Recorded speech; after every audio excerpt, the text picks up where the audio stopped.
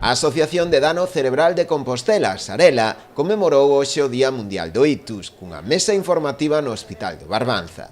O obxectivo desta acción non era outro que dar a coñecer o labor que realiza este colectivo, tanto de orientación como de apoio ás familias con pacientes con dano cerebral adquirido.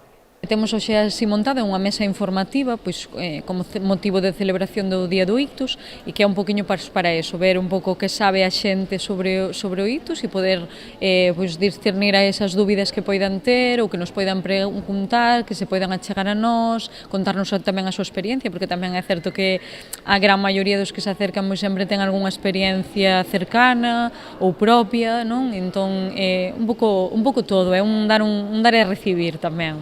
Segundo consta nos últimos informes, o ictus causa case o 80% dos casos de dano cerebral adquirido en España. De aí que dende o colectivo lle dean moita importancia a esta data. Falamos de que os últimos datos que se veñen de publicar da Sociedade Española de Neuroloxía e do Plan Ictus da Xunta, o que nos din é que a primeira causa de mortalidade das mulleres e a segunda nos homes, e, bueno, despois de que hai unha incidencia de alrededor duns 120.000 casos en España e 7.000 en Galicia ao ano.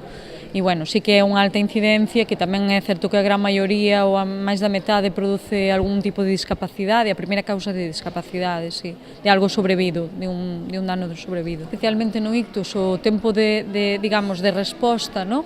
Tanto na prevención, é dicir, tanto no momento en que sucede, esas 3 primeiras horas no ictus de atención, como posteriormente, canto antes empece esa rehabilitación, máis oportunidades de mellora hai. Eso sí, claro, sempre unha intervención e unha rehabilitación o máis integral posible, que, bueno, non sempre é difícil de encontrar o mellor no sistema público, non? Que a veces pola saturación dos servicios pois é complicado e ademais a distintos niveis, non? Para dar a coñecer mellor o seu traballo, Sarela contou coa axuda de familiares de pacientes con dano cerebral adquirido da comarca, que forman parte tamén da asociación.